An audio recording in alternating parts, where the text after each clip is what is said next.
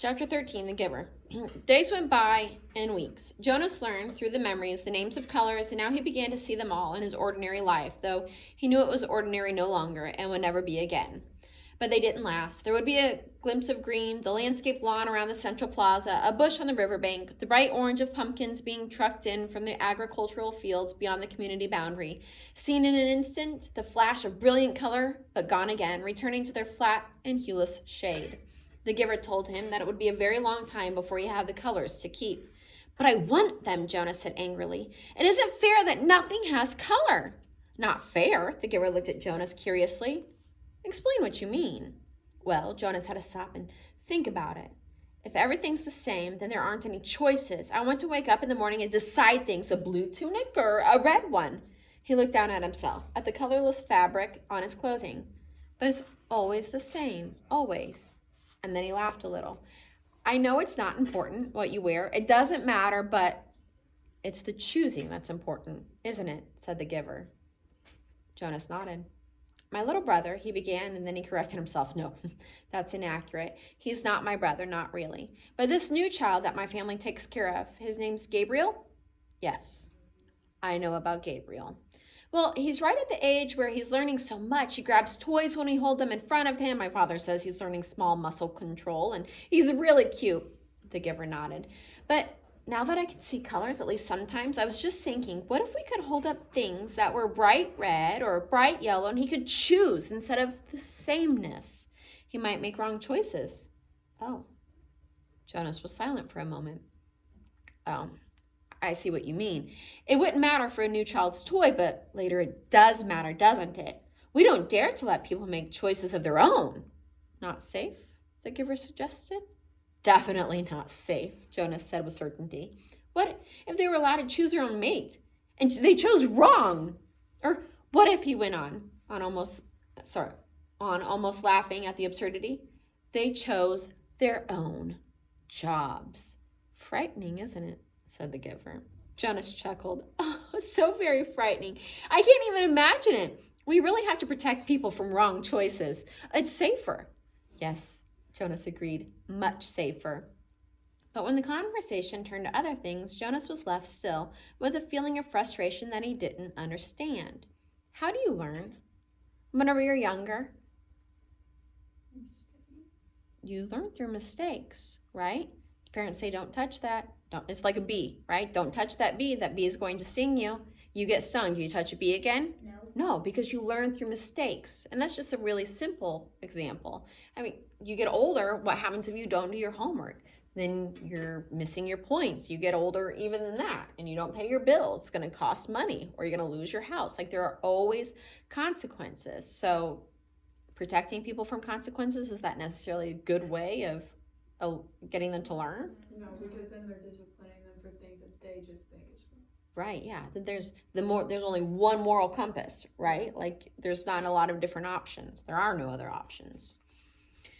He found that he was often angry, now irrationally angry at his group mates, that they were satisfied with their lives, which had none of them the vibrance of his own that was taking on. And he was angry at himself, that he could not change that for them. He tried, without asking permission from the giver, because he feared or he knew that it would be denied, he tried to give his new awareness to his friends. Asher, Jonas said one morning, look at those flowers very carefully. They were standing beside a bed of geraniums planted near the Hall of Open Records. He put his hand on Asher's shoulder and concentrated on the red petals, trying to hold it as long as he could, and trying at the same time to transmit the awareness of red to his friend. What's the matter? Asher asked uneasily. Is something wrong? He moved away from Jonas's hands. It was extremely rude for one citizen to touch another outside of family units. Is that weird too? Yeah. It is. Like, do you hug your friends? Yeah. You hug or pat them on the back or whatever? Yeah, absolutely. Yeah. All the time. Are you rubbing shoulders with other people? Yeah. Like, you Love rubbing shoulders. Right, you love rubbing shoulders. I mean, we really thrive on physical touch. Humans do in general. No, nothing. I thought for a minute that they were wilting and we should let the gardening crew know they needed more watering. Jonas sighed and he just turned away. One evening he came home from his training, weighted down with new knowledge. The giver had chosen a startling and disturbing memory that day.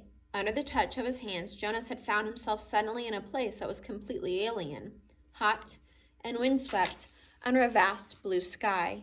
There were tufts of sparse grass, a few bushes and rocks, and nearby he could see an area of thicker vegetation, broad, low trees outlined against the sky. He could hear noises, the sharp crack of weapons, and then he perceived the word, guns, and then shouts, and an immense crashing thud as something fell, tearing branches from the trees. Because are all memories good? No, not at all. He heard voices calling to one another. Peering from the place where he stood hidden behind some shrubbery, he was reminded of what the giver had told him, that there had been a time when flesh had different colors. 2 of these men had dark brown skin. The others were light. Going closer, he watched them hack the tusks from a motionless elephant on the ground and haul them away, splattered with blood. He felt himself overwhelmed with a new perception of the color that he knew as red. And then the men were gone, speeding toward the horizon in a vehicle that spit pebbles from its whirling tires. One hit his forehead and it stung him there, but the memory continued, though Jonas ached now for it to just end. Now he saw another elephant emerge from the place where it had stood hidden in the trees. Very slowly it walked to the mutilated body and looked down. With its sinuous trunk, it stroked the huge corpse, and then it reached up, broke some leafy branches with a snap, and draped them over the mass of torn, thick flesh. So are humans the only kind of mammal that grieve? No. Elephants do. Most mammals do. Even birds will. Have you ever seen those videos on YouTube where like 2 dogs are going and then one of them gets hit by the car and the other one sits there and mourns it? Yes, that literally makes me cry. Watch Blackfish. It is a documentary on Netflix on orca whales, and you will see how much emotion animals really have. It's like heartbreaking to watch, but that's essentially what's happening here. I'll never be able to look at my dog the same. It's crazy that they can feel that emotion, and that she does such a good job explaining that. Like it comes out, and then it lays the branches over the top of the dead body, and you recognize that emotion as grief, which is probably not something that Jonas has ever experienced. No. So many things he didn't experience: blood, elephants, grief. The color red that he probably saw as happy is now like not happy to him. Probably. Yeah, how the color red has changed, the different skin colors, just all in one scene. Imagine taking all that in at once. I couldn't imagine because I'm so used to it. Mm-hmm. Finally, it tilted its massive head, raised its trunk, and roared into the empty landscape. Jonas had never heard such a sound. It was a sound of rage and grief, and it seemed to never end. He could still hear it when he opened his eyes and lay anguished on the bed where he received the memories. It continued to roar into his consciousness as he pedaled slowly home. "Lily," he asked that evening when his sister took her comfort object, the stuffed elephant from its shelf, "did you know that once there really were elephants? Live ones?" She glanced down at the ragged comfort object and grinned. "Right," she said skeptically. "Sure, Jonas. You think he's going to get in trouble? Yeah. You think he's crossing that line?" Yep.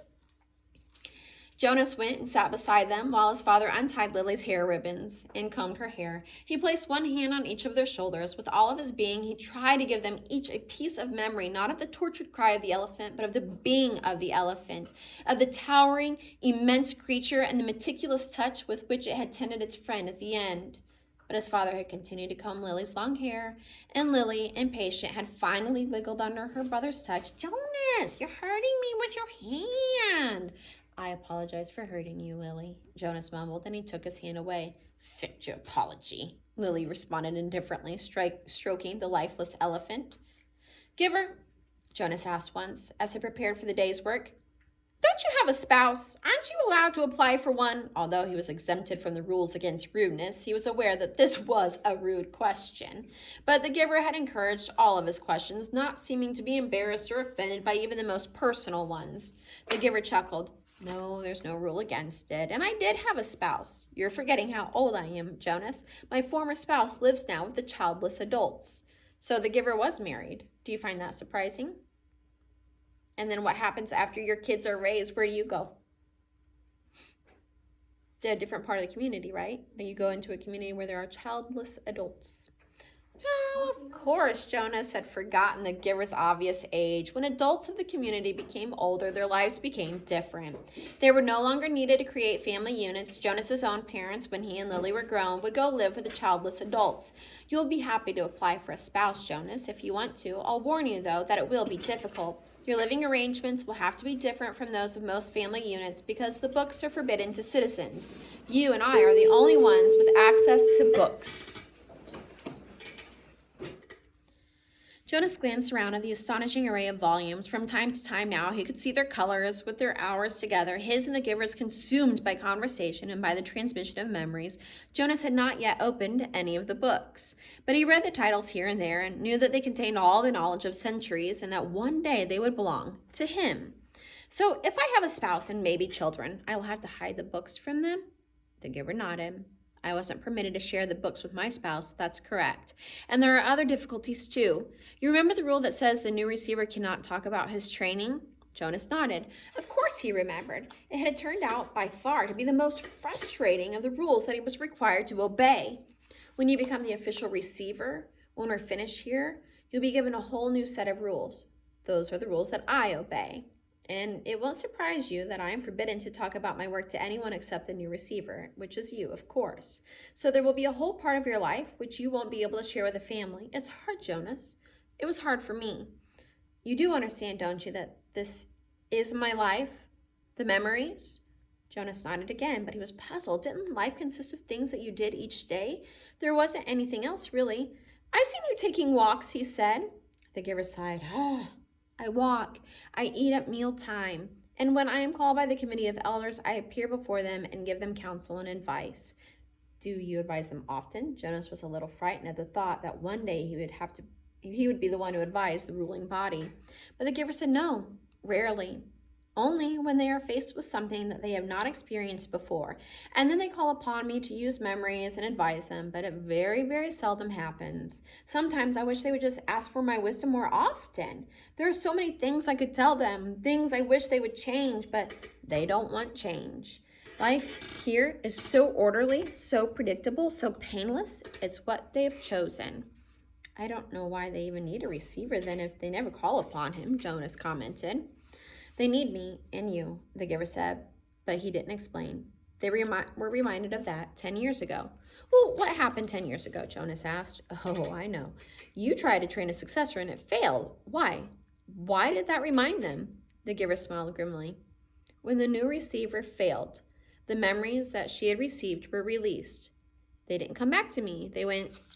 He paused and seemed to be struggling with the concept. I don't know exactly. They went to the place where memories once existed before receivers were created. Someplace out there. And he gestured vaguely with his arm. And then the people had access to them. Apparently, that's the way it was once. Everyone had access to memories. It was chaos, he said. They really suffered for a while. Finally, it subsided as the memories were assimilated, but it certainly made them aware of how they needed a receiver to contain all that pain and knowledge. But you have to suffer like that all the time, Jonas pointed out. The giver nodded. And you will. It's my life. It will be yours. Jonas thought about it and about what it would be like for him, along with walking and eating, and he looked around the walls of books. Reading? That's it? The giver shook his head. Those are simply the things that I do. My life is here. In this room? The giver shook his head. He put his hands to his own face, to his chest. No, here, in my being, where the memories are. My instructors in science and technology have taught us about how the brain works, Jonas told him eagerly. It's full of electrical impulses. It's like a computer. If you simulate one part of the brain with an electrode, He stopped talking. You could see an odd look on the giver's face. They know nothing, the giver said bitterly. Jonas was shocked. Since the first day in the annex room, they had together disregarded the rules about rudeness, and Jonas felt comfortable until now. But this was different and far beyond rude. This was a terrible accusation. What if someone heard? He glanced quickly at the wall speaker, terrified that the committee might be listening as they could at any time. But as always, during their sessions together, the switch had been turned to off. Nothing, Jonas whispered nervously. But my instructors, The giver flicked his hand as if brushing something aside. Oh, your instructors are well trained. They know their scientific facts. Everyone is well trained for their job. It's just that without the memories, it's all meaningless. They gave that burden to me, and to the previous receiver, and to the one before him. And back, and back, and back, Jonas said, knowing the phrase that always came. The giver smiled, though his smile was oddly harsh. That's right. And next will be you. A great honor. Yes, sir. They told me that at the ceremony. The very highest honor. Some afternoons, the giver sent him away without training. Jonas knew on days when he arrived to find the giver hunched over, rocking his body slightly back and forth, his face pale, that he was going to be sent away. Go, the giver would tell him tensely. I'm in pain today. Come back tomorrow. On those days, worried and disappointed, Jonas would walk alone beside the river. The paths were empty of people except for the few delivery crews and landscape workers here and there. Small children were all at the child care center after school, and the older ones busy with volunteer hours or training. By himself, he tested his own developing memory. He watched the landscape for glimpses of the green that he knew was embedded in the shrubbery. When it came flicking into his consciousness, he focused upon it, keeping it there, darkening it, holding it in his vision as long as possible, until his head hurt, and he let it fade away. He stared at the flat, colorless sky, bringing blue from it, and remembered the sunshine until finally, for an instant, he could feel the warmth of it. He stood at the foot of the bridge that spanned the river, the bridge that citizens were allowed to cross only on official business. Jonas had crossed it on school trips, visiting the outlying communities, and he knew that the land beyond the bridge was much the same, flat and well-ordered with fields for agriculture. The other communities he had seen on visits were essentially the same as his own. The only differences were slightly altered styles of dwellings, slightly different schedules and schools. He wondered what lay in the far distance where he had never gone. The land didn't end beyond those nearby communities. Were there hills elsewhere? Were there vast, wind-torn areas like the place he had seen in the memory? The place where the elephant died? Giver, he asked one afternoon, following a day when he had been sent away, what causes you pain? When the giver was silent, Jonas continued, the chief elder told me at the beginning that the receiving of memory causes terrible pain. And you described for me that the failure of the last new receiver released painful memories to the community. But I haven't suffered, giver. Not really. Jonas smiled. Oh, I remember the sunburn you gave me on the very first day, but that wasn't so terrible. What is it that makes you suffer so much? If you could give some of it to me, maybe your pain would be less. The giver nodded. Lie down, he said. It's time, I suppose. I can't shield you forever. You'll have to take it all eventually. Let me think, he went on. And when Jonas was on the bed waiting, a little fearful, all right, the giver said after a moment. I've decided. We will start with something familiar. Let's go once again to a hill and a sled. And he placed his hands on Jonas's back. So be thinking about that. He's going to pass something to him negatively because the giver can't keep all the bad memories to himself and give Jonas all the good ones because they kind of counteract each other a little bit. A sled. What kind of bad memory could he be giving him about a sled? Predict that, and then maybe we'll have a discussion.